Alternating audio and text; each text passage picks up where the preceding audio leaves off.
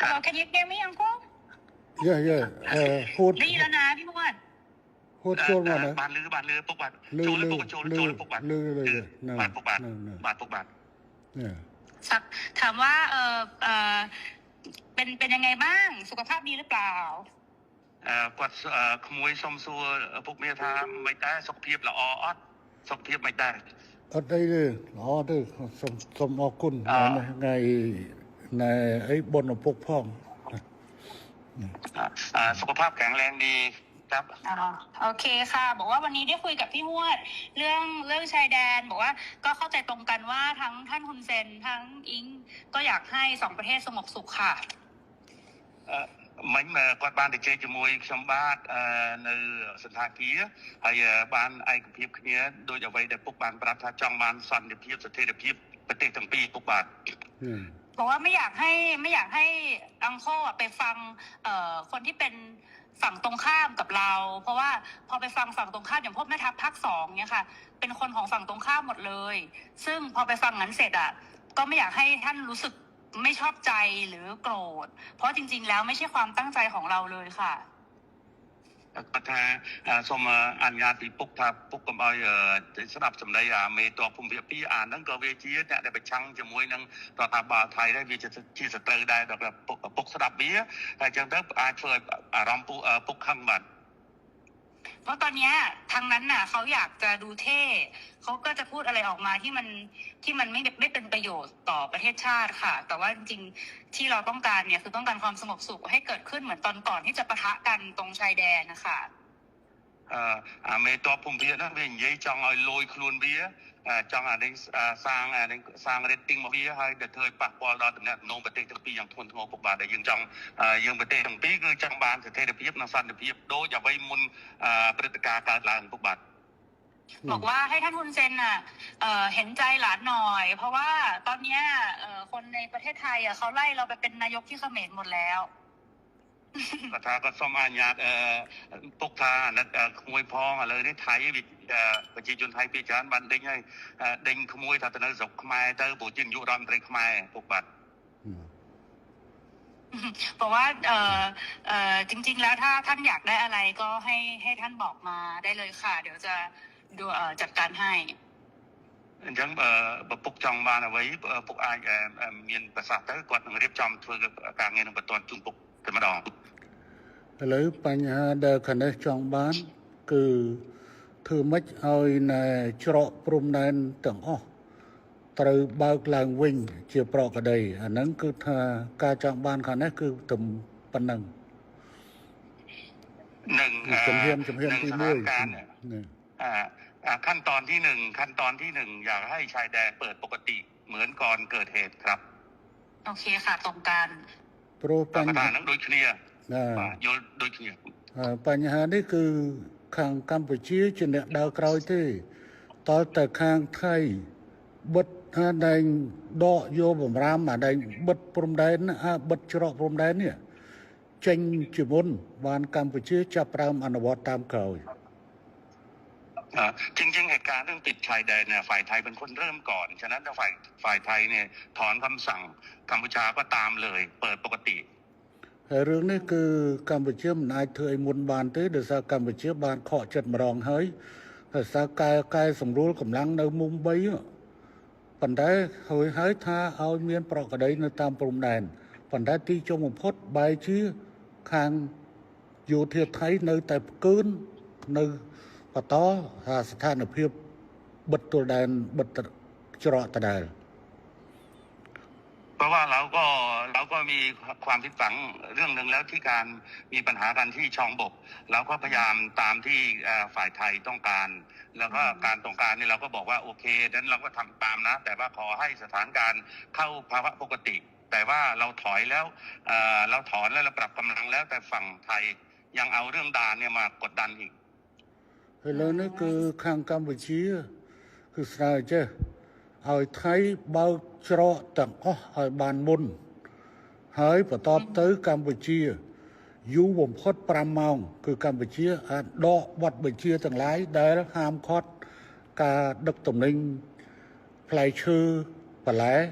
ចូលកម្ពុជាគឺថានឹងដកបទបញ្ជានឹងចេញ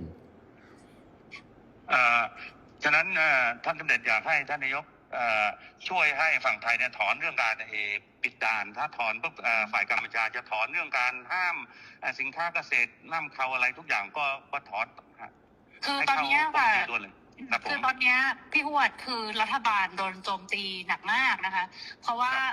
พอตอนที่ท่านสมเด็จออกมาพูดกับท่านฮุนมาเนตอะที่บอกว่าจะตัดน้ำตัดไฟอะไรเงี้ยค่ะคืออันนั้นต้องขอโทษด้วยเพราะจริงๆอะต่างประเทศอะเขาแค่รายงานขั้นตอนว่าถ้าเกิดเหตุการณ์ต่อไปประเทศไทยจะทำยังไงคือเหมือนอธิบายขั้นตอนให้ฟังไม่ได้บอกว่าจะทำแต่ตอนนี้เหมือนกับเรื่องตัดหนังตัดละครคือทำทุกอย่างหมดแล้วเนี่ยจริงๆน่าจะให้มันโอเคทั้งสองฝ่ายค่ะเหมือนเราต้องพูดพร้อมกันว่าเราตกลงร่วมกันแล้วรัฐบาลคุยร่วมกันแล้วว่า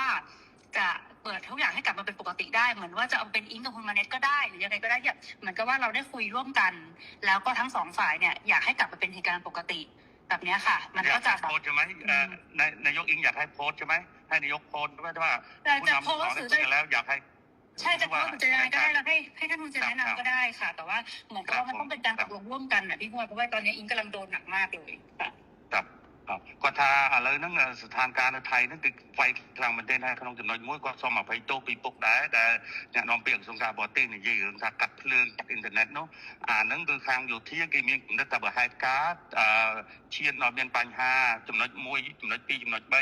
ดังนั้นดังยัยถ้าเธอปากป้อนแล้วก็กดสมตัวพ่อหรือน้องอเมียนในขนมกำนัดแต่เธอเบียบนังเตะปัญหาเลยนี่กดถ้ากดสมบอกปุ๊บถ้านักกดพ่อแล้วนั่งน้องประเทศคือไฟกดเหมือนเต้นกดจังเอาปุ๊บหรือก็พวกนายนอมสำนักจะไปได้โดยจะกอดฐานแล้วเมนนองตัวปีบ้านนี่ยัยเนี่ยให้จะจังเอาเธอสมรู้สพิบก้าเอาบ้านมุ่นได้มี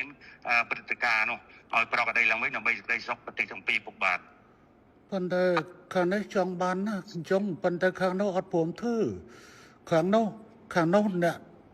ข้างในมันเหมือนเนี่ยบัดตัวแดนที่ข้างไทยเนี่ยบัดตัวแดนเหตุไอ้บ้านข้างนอกมันเปิดบ้าហើយអត់ចាំបាច់សុំខ្ញុំទេអានឹងកាលណាតើកាលនោះសម្រួលគឺខាងនាយករដ្ឋមន្ត្រីហ៊ុនម៉ាណែតគឺនឹងសម្រួលតាមក្រោយถูกป่ะจริงๆเนี่ยท่านเนี่ยเป็นคนที่อยากได้เรื่องเสถียรภาพมากท่านนายกแต่ว่าทหารนี่มันมาปิดด่านก่อนอะไรก่อนนะมันเริ่มต้นก่อนกดดันก่อนฉะนั้นต้องเปลี่ยนทหารพร้อมไหมในการเปิดด่านพร้อมค่ะทั้งนี้ตามหมดทั้งนี้ตามทั้งนี้ตามหมดนะทั้งนี้ตามหมดเลยท่านคือเราเปิดให้อยู่แล้วพี่พวดแต่มันต้องเป็นการบอกว่าเราตกลงร่วมกันว่าเราเปิดไงพี่เพราะถ้าไม่อย่างนั้นนะพออิงอ๋อยอมหมดไงอิงก็คือจะโดนเพราะว่าคือเพราะตอนนี้มันเลยมาถึงเรื่องก่อนด่าแล้วว่าถ้าวัดสมปุกมวยจ้ะแต่ซาแต่เบิดซาการในแต่ไทยเปิดไอ้เจ้าอดเบียนทางการแต่จริงเนี้ยในทางสังคมไทยนั่งเวียกันเอาไว้แต่ทั้งใส่กระผมเข้ามาโดยไปปีเจก็ไงก็จังทำยันถ่าหรือเมนั่งจับดาวอยู่ที่หายยิงที่หายบาให้คงรู้ได้ปุ๊กเปย์แต่จำนำมือรำแต่การปีเจภาษาปุ๊กไอเปียบมวยอิงกดทากดจองตัวดำที่หาติเจหาจึงปุ๊กติเจติดเต๋อหายปลอกกระไดไปดอยไปแต่ดำพุ่มท้ำติดจริงครับអត់ទេខាងនេះអត់ចរចាទេខាងនោះអ្នកផ្ដើមខាងនោះអ្នកបង្កើតបញ្ហាហើយមកឲ្យចង់លើកមុខលើកមាត់ខ្លួនឯងហើយដើម្បីឲ្យតម្លាក់ឲ្យខាងនេះអត់បានទេអត់ចរចាទេរឿងហ្នឹងគឺខាងនោះត្រូវធ្វើមុនតែម្ដងគឺខាងនេះអត់ចរចាទេប៉ុន្តែខាងនេះសន្យាថាខាងនោះអនុវត្តដកបទបញ្ជាក្នុងការបិទទល់ដែនហើយគឺខាងនេះ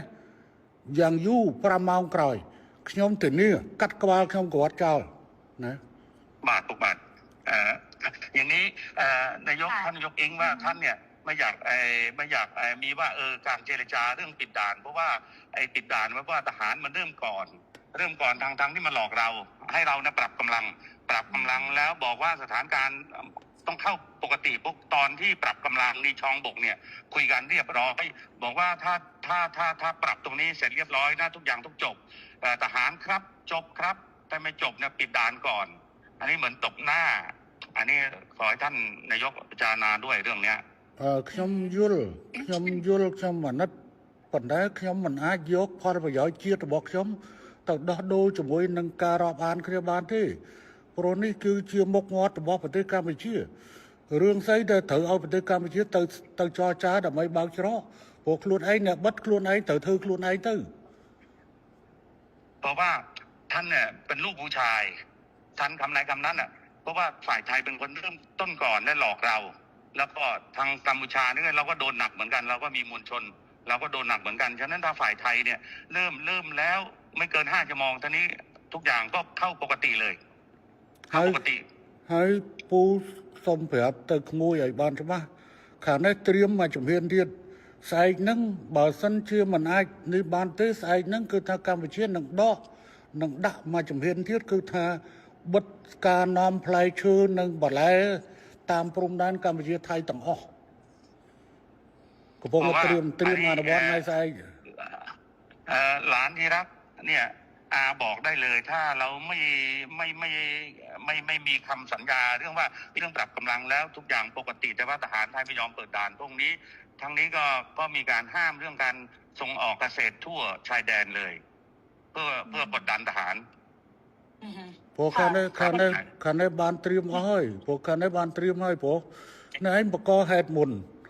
ហើយបកហេតុមុនមកវល់គេចរចាឥឡូវសួរថាណាបិទតែណែបិទតែណែច្រកព្រំដែនគឺទៅយោធាថៃបើអញ្ចឹងមានតែយោធាថៃធ្វើខ្លួនឯងតែប៉ុណ្ណោះមិនអាចហៅទៅកម្ពុជាទៅចរចាទេកម្ពុជាមិនចរចាដាច់ខាតទេสถานการณ์เนี่ยเหมือนที่รายงานให้ท่านนายกทราบว่าไอ้ตอนปรับกำลังที่ช่องบกเนี่ยก็ตกลงกันแล้วว่าจะจบกันแต่ว่าอยู่ดีๆทหารไทยมาปิดด่านฉะนั้นให้กัมพูชาไปเจรจาเปิดด่านดูแล้วไม่สวยไม่สมควรอย่างยิ่งต้องทหารไทยเริ่มก่อนถ้าเริ่มแล้วทั้งนี้ก็ตามหลังไม่เกิน5 ชั่วโมงทุกอย่างปกติท่านลูกผู้ชายท่านจะเป็นลูกผู้ชายเดี๋ยวจะลองคุยกับทางกลาโหมดูค่ะแต่ว่าจริงๆแล้วเนี่ยตอนที่คุย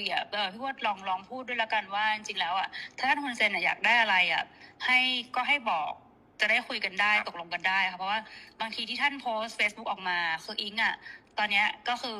รัฐบาลสั่นคลอนที่สุดแล้วค่ะตั้งแต่อิงเป็นนายกมาก็คือเรื่องกัมพูชานี่แหละซึ่งอิง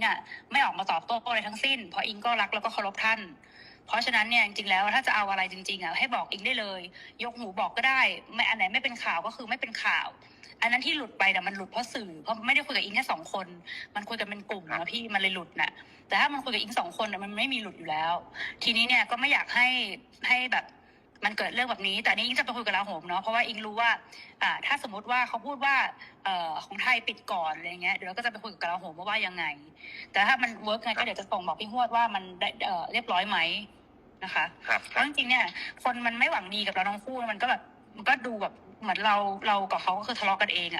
ทำให้แบบเหมือนจริงๆแล้วต้องให้คนรุ่นใหม่มันต้องไม่มีสงครามพี่คนรุ่นใหม่มีสงครามไปมันก็เสียครับทั้งลูกทั้งคนมาเนี่ยด้วยก็เป็นคนรุ่นใหม่เนาะครับពុកបាក់ថាទី1ពុកចង់បានអីពុកអាចmessage ទៅអ៊ីងបានអ៊ីងនឹងធ្វើឲ្យពុកអ្វីដែលពេលទៅពុកផុស Facebook ដល់ទៅអាពួកដែលវាប្រឆាំងវាចង់ឲ្យពុកហើយនឹងគាត់ជាសេះសម្ដេចសម្ដែងគាត់មានដំណងគ្នាហ្នឹងវាខូចយកតាមចំណុចនោះវាធ្វើឲ្យសង្គមថៃហ្នឹងវាយគាត់ថាទី1វាចង់ឲ្យគាត់នឹងចេញមកឆ្លងតែគាត់អត់ទេដោយសារគាត់គោរពជាពុកមាគាត់អត់ទេគាត់សុខចិត្តឈឺចោះឲ្យវាវាយចោះអានោះហើយបានគាត់ថាសុំពុកថាលើក្រោយចង់ដាច់ចំដែកពុកចង់បានអីអាច message គាត់មុនហ្នឹងគាត់បានប្រាប់តែថាប្រហែលជា3 ថ្ងៃទៅគាត់នឹងទៅថ្វាយគុំរីការឿងតបថ្ងៃហ្នឹងពុកបាទចារឿងហ្នឹងគឺកម្ពុជាវាតាក់ទងជាមួយនឹងការបញ្ជូលពលរដ្ឋរបស់ខ្លួនដូច្នេះគឺកម្ពុជាត្រូវតែហើយនឹងបញ្យល់ទៅដល់រដ្ឋដទៃទៀតដូច្នេះកម្ពុជាគឺមានតម្រូវការក្នុងការនិយាយទៅកាន់ប្រជាជនអញ្ចឹងវិធីដែលល្អជាងគេមានទៅប្រើ Facebook ហើយនឹង Telegram នៅនេះដើម្បីបញ្យល់ក្នុងការផុសចេញតែរឿងហ្នឹងគឺថាវាយើងខ្ញុំអាចកាត់បន្ថយបើសិនជាអាចតែសភាពការឲ្យតែខាងនោះរឿងវានៅចាល់នឹងរឿងបិទច្រកនឹងតែប៉ុណ្្នឹងឯងបើថាបិទច្រកបន្តគឺថាខាងនេះនៅតែបន្តវាយអាហ្នឹងបាទท่านนายกครับท่านบอกว่าเรื่องการโพสต์เนี่ยท่านก็แค่ชี้แจงให้มวลชนที่นี่ทราบเท่านั้นเองไม่ได้ไปกระทบกับไทยอะไรมากแต่ว่าตอนนี้ก็ไม่เป็นไรถ้าหากว่าท่านนายกแก้เรื่องเปิดด่านให้ปกติเนี่ยท่านตกลงท่านไม่มีอะไรอีกแล้ว ก็จบ ได้ค่ะเดี๋ยวเราไปคุยกับลาโหมดูแล้วก็ขอคอนเฟิร์มกลับมาเพราะเดี๋ยวจะคุยกับกองทัพก่อนแต่เราก็เดี๋ยวสั่งไปเลยค่ะพี่แต่ว่าอีกรอให้มัน100%แล้วค่อยแจ้งท่านกลับมาดีกว่าเพราะไม่อยากจะยังไม่100แล้วบอกท่านก่อนแต่ว่าจริงๆก็จัดการได้ค่ะพี่ ครับผมครับចំពុកគាត់ថាឥឡូវគាត់សុំនឹងនិយាយមួយការវិជានឹងទៅហ៊ានសិនហើយបានតែត100%បានគាត់នឹងជូនដំណឹងទៅពុកបាទពុកបាទគាត់នឹងធ្វើការងារនឹងភ្លាមរឿងបញ្ហាច្រកពុកបាទ ណ៎បាទពុកท่านนายกมีอะไรอีกไหม ไม่มีแล้วค่ะพี่ก็ประมาณนี้เนาะพี่ว่าเราจะมีอะไรบ้างประเด็นไม่มี ឥឡូវ ครับจังหวัด ឥឡូវ បាទពុកបាទ ได้ ឥឡូវខ្ញុំចេះមុន មុននឹងនេះគឺខ្ញុំសូមបញ្ជាក់ថាខាងនេះត្រូវការតែមួយទេត្រូវការតែខាងនោះគឺប្លុកបញ្ជាក្នុងការច្រកព្រំដែនទាំងអស់ឲ្យទៅប្រកដីភាពវិញបន្តទៅខាងនេះនឹងបន្តធ្វើតាមក្រោយហើយរឿងនេះអត់ត្រូវមកចរចារវាងកម្ពុជានិងថៃទេដោយថាថៃអ្នកបិទដូច្នេះថៃអ្នកបើកខ្លួនឯងហើយកម្ពុជាត្រូវតែសម្រួលទៅតាមក្រោយគឺកម្ពុជានឹងធ្វើ គ្រប់ពុកបាទ ណា បាទขอยืนยันทีว่า